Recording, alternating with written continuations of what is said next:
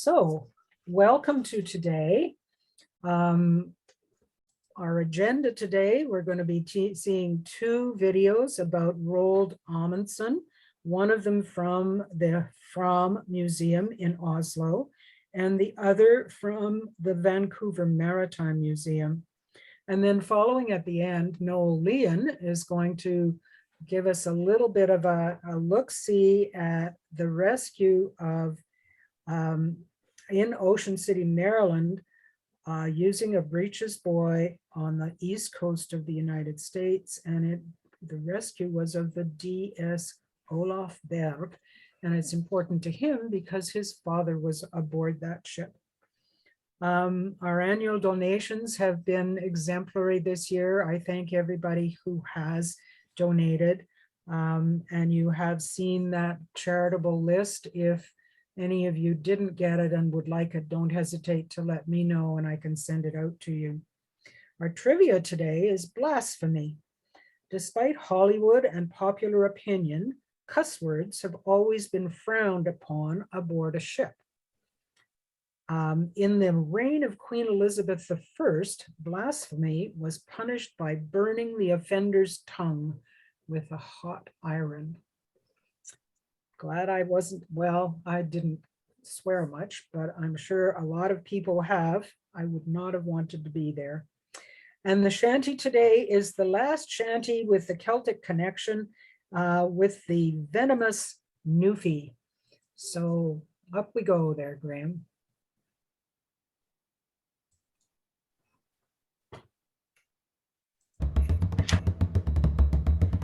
Well, me father often told me when I was just a lad, a sailor's life was very hard, the food was always bad. But now I joined the Navy, I'm aboard a man of war, and now I found the sailor ain't the sailor anymore. Don't haul on the rope, don't climb up the mast. If you see a sailing ship, it might be your last. Just get your civvies ready for another on ashore. A sailor ain't the sailor anymore.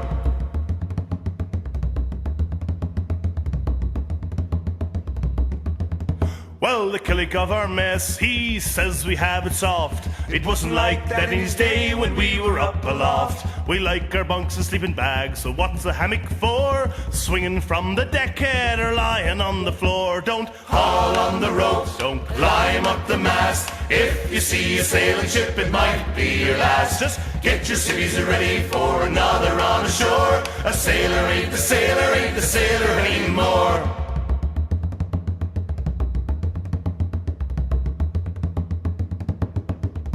Well, they gave us an engine that first went up and down. Then with more technology, the engine went around. We now steam and diesel, but what's it mainly for? A stoker ain't a stoker with a shovel anymore. Don't haul on the rope, don't climb up the mast. If you see a sailing ship, it might be your last. Just get your civvies ready for another on ashore. A sailor ain't the sailor anymore.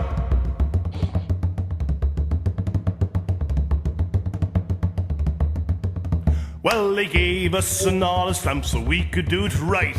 They gave us a radio, we signal day and night.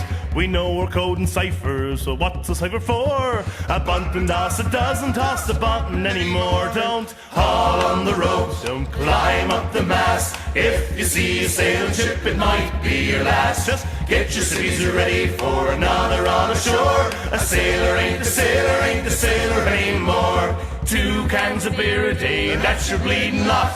But now we have an extra one because we stopped the top. So we'll put on our civvy clothes, we'll find a proper shore. A sailor's just a sailor, just like he was before. Don't haul on the rope, don't climb up the mast. If you see a sailing ship, it might be your last. Just get your civvies ready for another on ashore. A sailor ain't the sailor anymore. Don't haul on the ropes, don't climb up the mast. If you see a sailing ship, it might be your last. Just get your civvies ready for another on ashore. A sailor ain't the sailor anymore.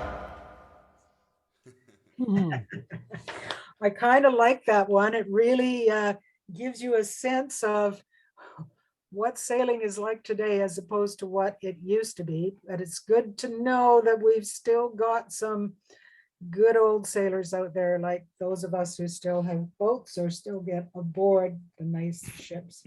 And so we're going to go now to, we've got two videos, as I said, one from the Fram Museum, and it's called Roald Amundsen Through the Northwest Passage with the Gjoa, and I'm not sure if I'm pronouncing that correctly. And the other one is Through the Northwest Passage, 1940 to 1942, from the Vancouver Museum. And Graham is going to run those back to back, so we won't have a stop between the two. And then we'll have a few questions and Q&A with Victor Wejer. And following that, Noel will give us his short videos on the Olaf Bergh. On we go. On our shanty for today, 31st of the month is the 50th anniversary of the last tot of rum in the Canadian Navy. Oh, is it? Nice little bit of trivia there.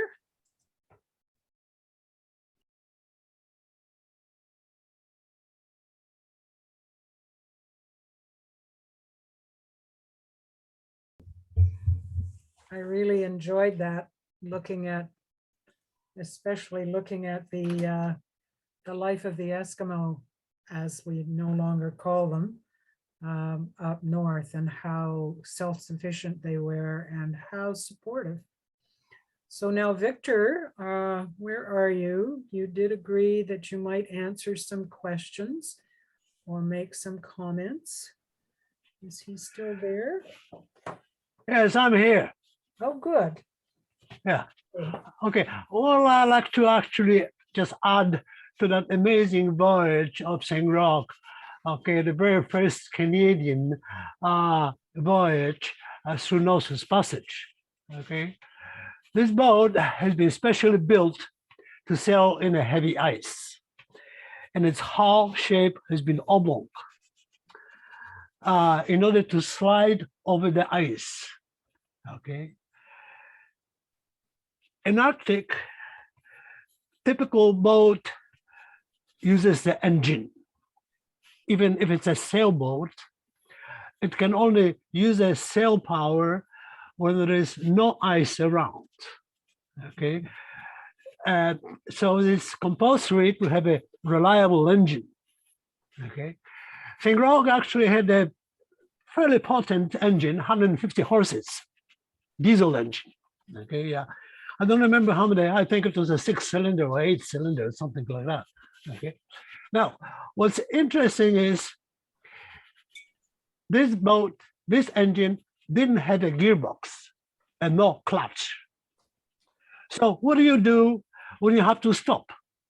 When you hit the shoal, or you're actually just about to hit the rock, okay, how are you going to stop? You're going to reverse immediately. So what the St. Roch was doing, they were just simply shutting down the engine and just making all kinds of things to slow down the vessel. Okay. Now, in order to reverse, they had to switch the ignition, use the compressor to restart the engine in the reverse. Okay, and it would take about 20 minutes just to do that, just one procedure. Okay, so once they would just reverse, maybe for not very long distance, okay, and then I will just resume back to move forward. That's another 20 minutes to switch the rotation of the engine, which is kind of very interesting. Now, when the St. Roch actually finished at Lunenburg, his first voyage, eventually it ended in Halifax with the upgrade of that engine, but unfortunately, no gearbox was added. It was just upgraded to 300 horses, which the captain actually loved it. Okay, so so basically that's what I wanted to add about the St. Roch. That's a very interesting item. Very interesting. Thank you. Very interesting.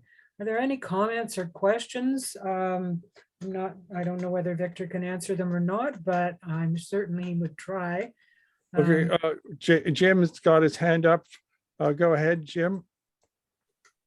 In technology, when were gearboxes invented and clutches invented? Does anybody happen to know time-wise? Well, maybe I would just say I don't know precisely the date, but at that time it was already used by some polar boats. Okay, and the one primarily that was actually built just about the same time as in Roch. It was a sisters of the Herschel Island. Okay, the Bruce McDonald actually gave us a lecture last year in October. I remember. Okay, and that boat had actually the gasoline engine with a gearbox, and they could switch to the reverse with no problem. Okay, but that was the time at about 1920 or something. Okay, so but I'm sure the gearboxes were already in use way before that. Victor, wouldn't they have been in cars? Weren't the first cars, didn't they have clutches and gearboxes? Well, the cars did have, okay, but there were kind of belt type of gearboxes, okay. Those are actually they were using chains as well, okay, and they're very primitive, obviously, those gearboxes. I never actually checked it, on its history. Mm-hmm. Mm-hmm. Now, the very first cars, actually, they were steam cars, and with those, it was kind of much easier to slow down. Yeah, would have been challenging. Yeah. Okay, George, go ahead with your comment. A couple of things. My brother had a 1912 tractor and a 1913 tractor, and both of those had gearboxes. The steam one only had 2 gears. I don't know how much the Mini had, but certainly they had clutches and gearboxes by 1912. Very robust ones for farm work. The second thing was, is it not the St. Roch that arrived in Halifax unbidden and was approached by the authorities as an alien ship, because they didn't expect her to arrive, and all the ships that were arriving in wartime had to be vetted, and here was this strange boat coming. Is that a myth or not? Well, it's not a myth, okay, actually, but you see, the radio was already used in those days, and the Roch had a shortwave radio. They were using Morse code to talk to each other. Okay, and in Halifax and Lunenburg, they knew well ahead of time of their approach. So it was a myth then, Yeah. that it wasn't expected. Okay, Gord Martin, go ahead.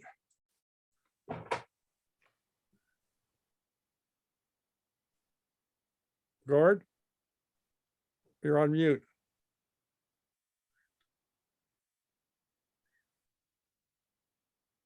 Okay, am I live? Yes, I'm Yeah. live now. Okay, the business about reversing a diesel engine. I have read in a book about a guy who collected old tugboats, and he referred to, having to reverse the engine with no gearbox, direct drive. And I believe, provided they have their compressor or their air tanks fully charged, if I remember right, they were able to restart within 1 or 2 minutes, I believe, but I could be wrong. Well, that was a fact, actually, that it took them about 20 minutes to switch. Okay, and just to start. Okay, so there was nothing, when you have to go forward back. Okay, then at another 20 minutes. So that was kind of very awkward. Okay, obviously. Okay, there's a couple more questions before we get on to the next videos. Seamus, go ahead.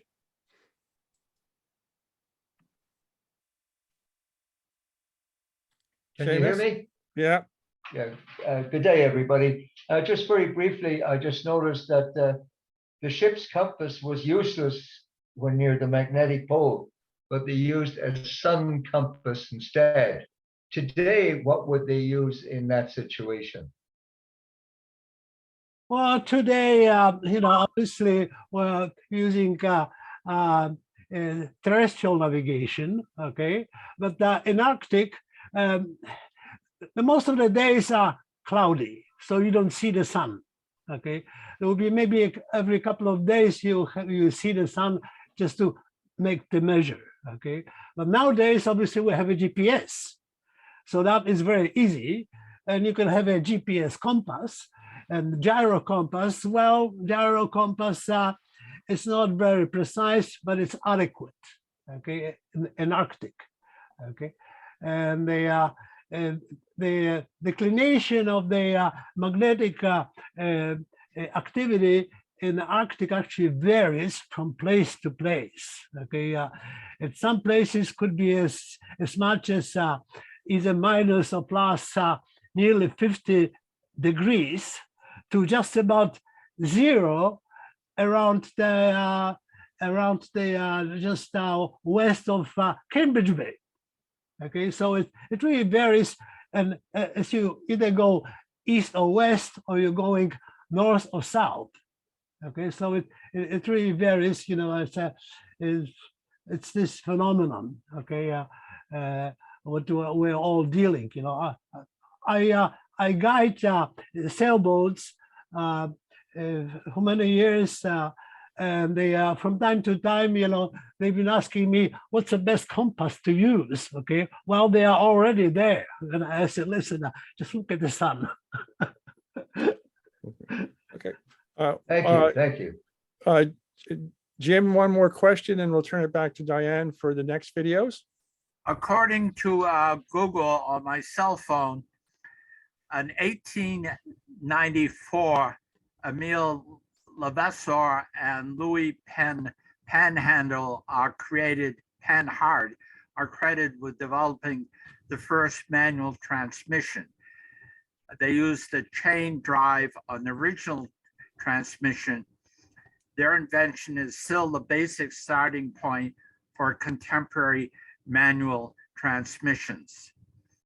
And the first Daimler car of 1889 invented frictional clutch and spinning gears transmission. So there's more on it, but I won't bore you with that. On the compass issue. You've just muted yourself, Jim. On the compass issue. And you muted yourself again.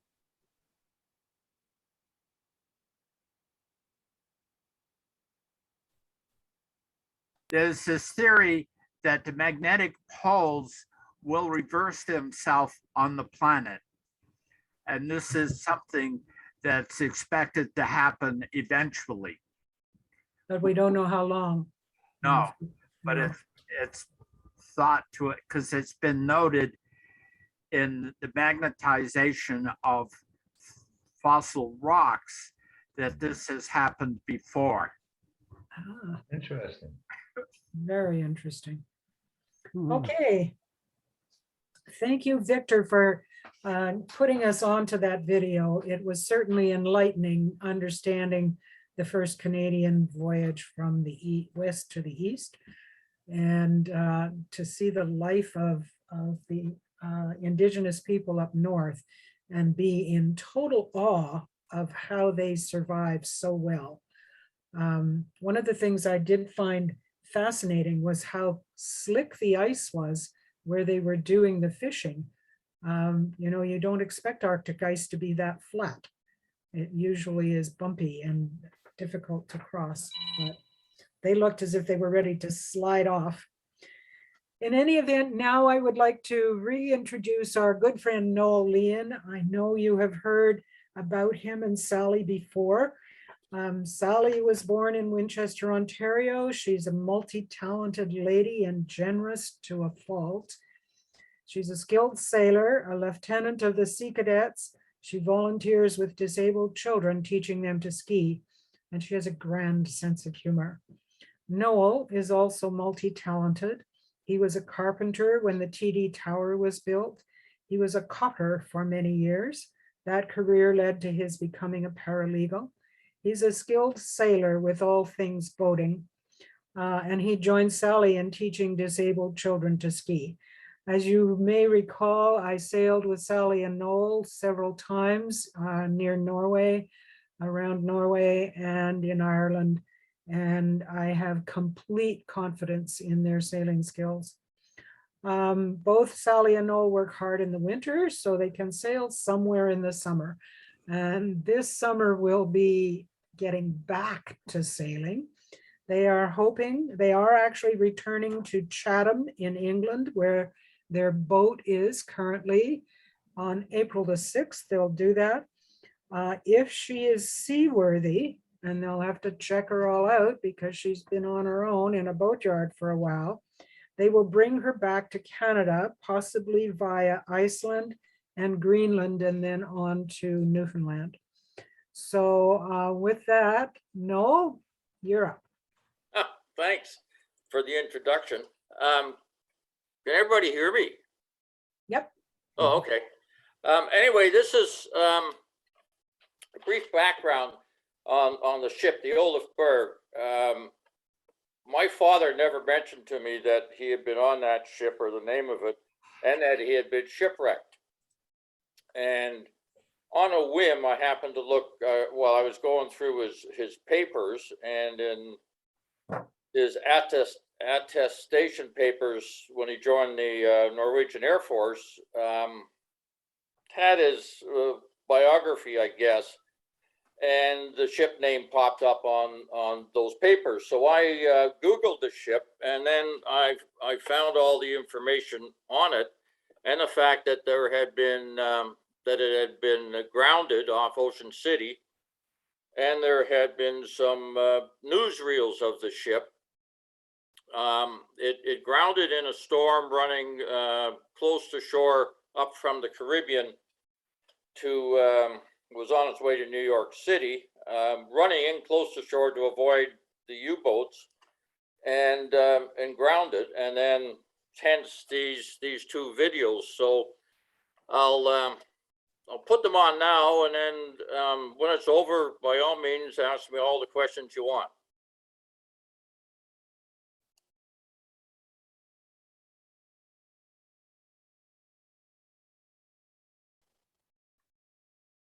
So Julia said something about it's being a flying fox, and is that the Breeches Buoy is called a flying fox in Australia? Don't know. I don't know if Julia's still here. Well, we got some other. I'm here. We used to have it to go from a high level to a low level, and mainly to get packages and people from mountains down a slope. But it was called a flying fox. Oh, Yeah. interesting. Different names in different countries, like food. Yes. Yeah. Okay, Okay, go ahead. we have Jim, go ahead, unmute yourself. Back to Google on November 29th. You're muted again, Jim. You must move your mouse away from the mute thing.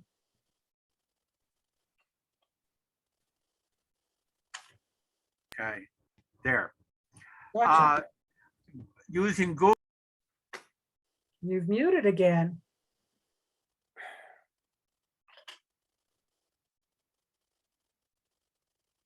Okay. Using Google, I found that in 1945, a Sikorsky helicopter rescued people off a grounded oil barge off Fairfield, Connecticut. And it was the first helicopter rescue. And that's probably one of the reasons why the slide rescue was not used again on the East Coast. Could be. Yep, Thank you, Noel. no Okay. problem. Okay, Gord, Martin, go ahead. Well, I think Jim just pretty much raised the issue that I was going to question, was did any other system replace the Breeches Buoy, or was it just the helicopters? I think it was just the helicopters. I know Breeches Buoys were used around Ireland and Scotland and the UK for a long time for boats that are on the rocks too close in to get anything else off them. So it may still be used in some places. I don't know. Well, it's the operating cost would certainly be way less than a helicopter. Yes. Okay, The helicopter can take more off at one time, though. true, yeah. Okay, well, good presentation. Thank you. Okay, next up, go ahead, George Hume. Thank you. I just looked up flying fox cable, and Amazon offered me 30 different kinds of zip line. So that's pretty evident what that is. Yeah. And I have a friend in Cognisheen who has a cottage high on a rock, and he is a permanent Breeches Buoy to get his groceries up to the cottage. Yeah. Oh. Well, it's a good system. Why would we discard it? Mhm. Okay, Julia, go ahead. In the first movie, I was impressed with the number of fish that jump out of the water. There was a swordfish, I think, that I'd never seen, and I didn't know it would jump that high out of the water. Has anyone seen that before? I have not seen it in life. Noel, have you? Not live, but I've seen pictures of them doing it quite often. A lot of fish will jump out of the water for a lot of different reasons, usually because there's a bigger one underneath them that wants to eat them. Right. Like being chased by bears, as long as you're not the slowest one, you're good. Yeah, too true. Yeah. And the other creature that I made not long ago was a kraken, a giant cuttlefish. I guess you've seen those, right? No, I haven't seen those. No. Well, they'd probably be as long as 3 of us, head to toe. Well, there's some bigger than that. Oh, you've seen them? No, I haven't seen them. I've seen pictures of them. I know they're like a giant squid, and Right. giant squids are what the sperm whales eat. That's their favorite Yes. food. Yes. They And they're didn't quite know big. that until they opened a whale to find all the leftovers. Yes. Go on, Noel. Sorry. No, that's okay. It's a fascinating place we live on. It is that. Thank you. Okay, George, go ahead. Well, the Kraken played the Leafs last week. And I came across something that I should have known years ago, but didn't. And that is, what is the relationship of a squid to an octopus? And a squid has 10 tentacles. An octopus obviously has only 8. And I was listening to, I think, ideas where they were discussing how the fossils, they're finding fossils of the switch over from 10 to 8.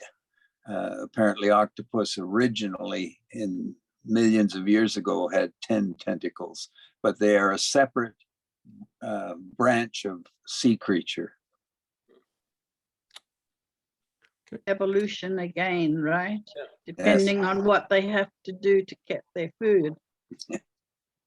And I'm just reminded of the Kraken Wakes or the Kraken Wakes, a novel by John Wyndham.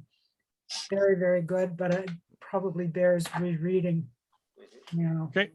Are there any other questions or comments before I turn it back over to Diane for a wrap up?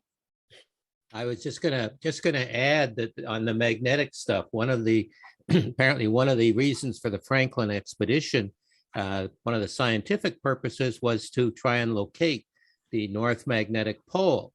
Right. And to do that, they had what were basically dip needles, very large ones. And they expect, because it was a lot of the science types were on and we're still trying to get off when they abandoned the ships, people couldn't figure out why there were these sort of curtain rods in the boats that they were dragging across the ice. And of course, they were the dip needles, part of the apparatus for their magnetic research. And of course, all that stuff, the results would have been written on paper, which as soon as one of the Inuit came by, of course, they would open things up and then the wind would take it and all the records of the research and everything would disappear, or they were still on board the ship when they went down. But so they were looking for magnetic poles as well. Yeah, apparently they found some of the journals on board the two ships that are still down there, and they appear to be in pretty good condition. So they might be able to actually preserve them. They were paper journals. Mm-hmm. That were But preserved. they were, I guess, wrapped in leather and canvas and stuff. And Wow. for the little bit that I saw, that they think that they can preserve them. Wow. Okay, Gord, you got your virtual hand raised. Go ahead. Okay, I spent, prior to retiring, I spent about 20 years in the magnet business. And every once in a while I run into some strange anomaly. Over the winter on the decent days, I've been working on my boat on the trailer. One item was to install a compass that a good friend had given me. And I had to make it, it went on the sort of the cowling inside the cabin, which was curved. So I made a nice little teak block to make the compass nice and level and everything. Looked absolutely beautiful. The next day I looked, the card is completely tipped down to the right. Took it back in my shop. I turned it upside down. I thought it must have jumped off the bearing. It must have done something. In the shop, it was absolutely perfect. Installed it. And a day later, it's tipped right over again. And finally, over the winter, I was looking at my trailer and I thought, oh my God, there it is, that nice U-channel frame that I had welded up for holding the pads to hold the hull was a perfect horseshoe magnet. So of course I can't let that go. So I got out my little portable demagnetizer and I demagnetized the whole frame, went back on board, and it had changed its orientation completely. So then I realized, well, there's no way a magnet or a compass is going to work on the trailer. So when I'm on the water, the compass is going to be perfectly fine. But I didn't want to say anything to my buddy who had given it to me because, you know, you don't look a gift horse in the mouth sort of thing. And but it was kind of fascinating. Totally. Okay, go ahead, Jim. One last comment and question before I turn it back to Diane. How did you demagnetize the U-frame? It's a small handheld electromagnet running on AC. So basically, what you're doing is simply confusing the magnetic field. You're demagging it. So you just ran the alternating current magnet over the, Yeah. over the metal. It's an electrical version of a sort of a horseshoe magnet. And yeah, you just run it over the steel and it generally takes away residual fields. Thank you. Okay. But in any case, what I discovered was that basically the orientation changed to fore and aft. And then I realized, well, the main frame of the trailer still is predominating. So Excellent. Excellent. Thank you. Thank you, everybody, for your comments and questions. And thank you, Noel, for bringing us that little bit of adventure that your father went through and showing us the end of the Breeches Buoy. Next week, we have coming up The Navigators, Pathfinders of the Pacific. And it's one of the first and best documentaries produced about the life of Grandmaster Navigator Mau Pauleg, Papa Mau, he was known as, and the Micronesian people who have preserved the nearly lost ancient art of navigation with stones. And the second, well, no, on the 30th, the following week, we will follow up that video with the worldwide voyage highlights of the Hokuleo, which is a student ship that came out of Hawaii, and they traveled 42,000 nautical miles in 3 years, visiting 150 ports in over 20 countries to train student sailors using those old navigation systems. In addition to that, that's a 30-minute video. And in addition to that, we'll see, and I'm not going to try and pronounce the Hawaiian words for this. It's called The Earth is Our Canoe, and it's the latest voyage of the Hokuleo, the one that left just, I'm not sure exactly what the date is, and I don't have it here. But anyway, we've got 2 very interesting weeks coming up. So with that, I will say pipes out, but remind you that there are breakout rooms afterwards if you wish to join us. Pipes out.